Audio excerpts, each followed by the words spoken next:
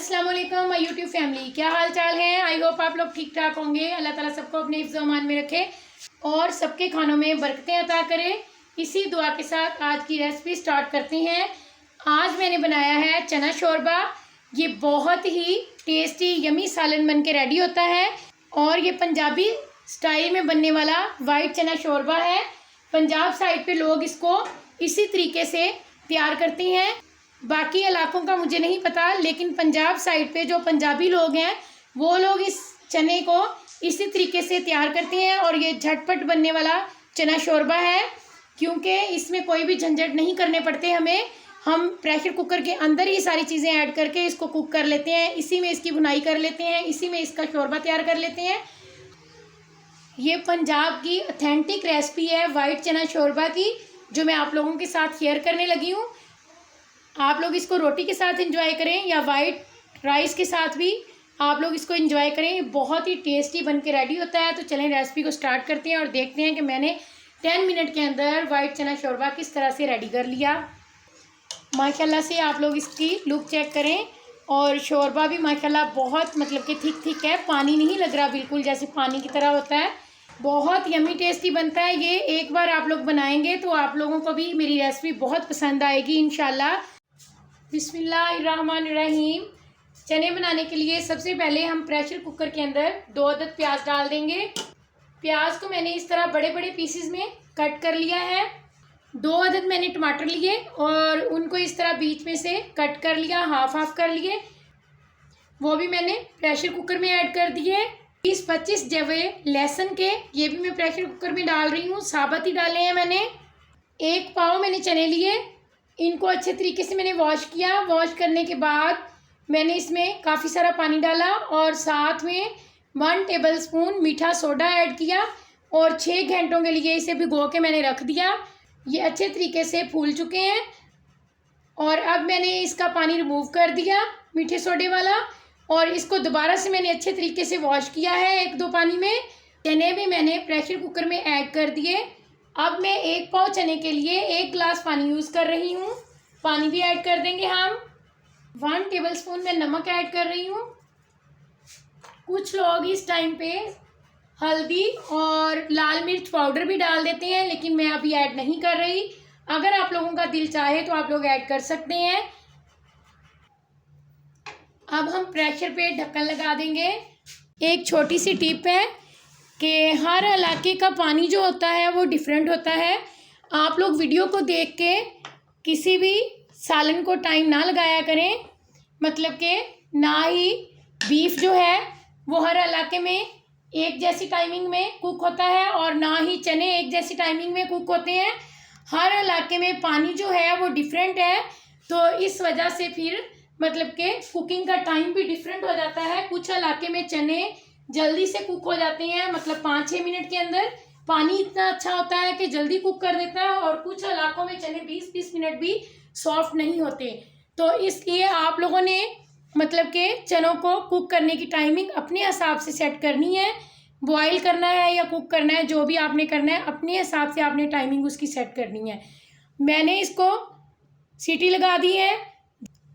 जब ये सीटी चलना स्टार्ट होगी तो मैं सिर्फ 7 मिनट के लिए चनों को कुक करूँगी। उसके बाद मैं फ्लेम को ऑफ कर दूँगी और प्रेशर कुकर को खोल लूँगी।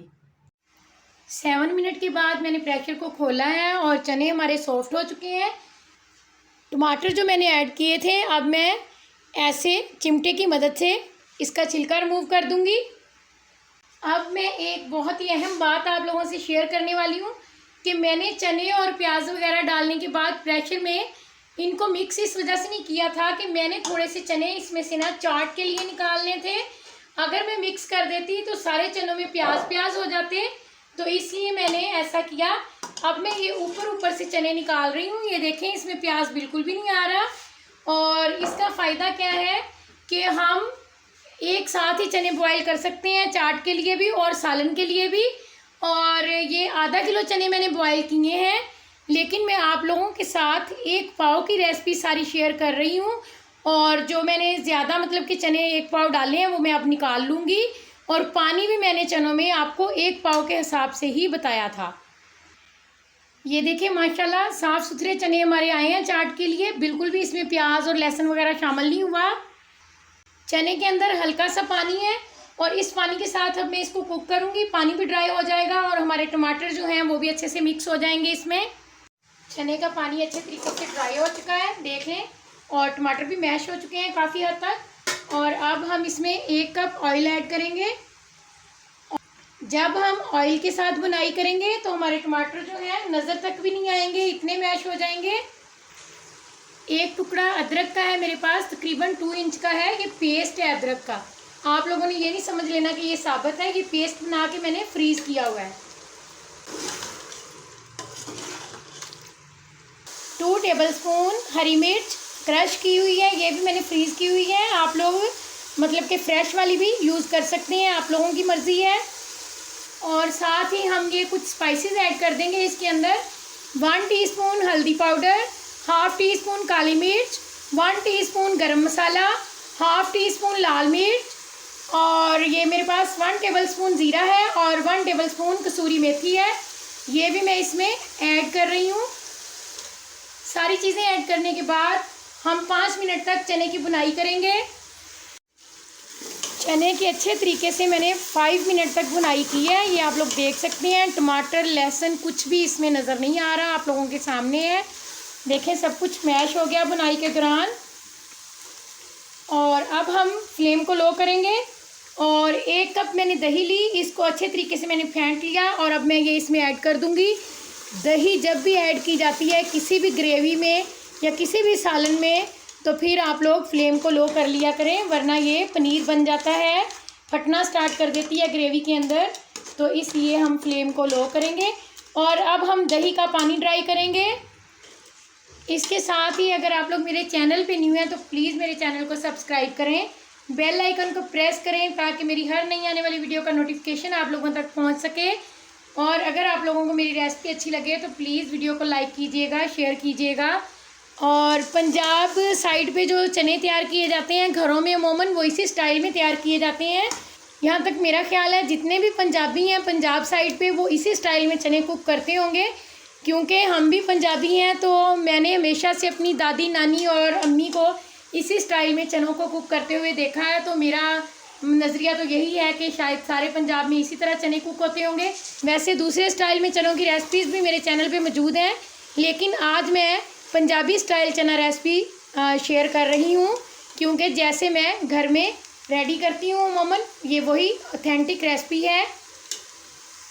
अच्छा, इस चने को सर्व करने के 2 तरीके हैं। कभी कभी हमारा दिल शोरबे वाले चने खाने का ना करे तो हम लोग इसको इसी तरह सर्व कर लेते हैं, इसी स्टेज पे चूल्हे को बंद कर देते हैं और ये हम नान के साथ या फिर पूरी के साथ, इस तरह हम पराठे के साथ इसको एंजॉय कर सकते हैं।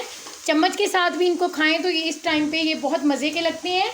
और अगर हम शोरबे वाले चने बनाना चाहें तो फिर हम पानी ऐड कर देते हैं इसके अंदर शोरबा बनाने के लिए।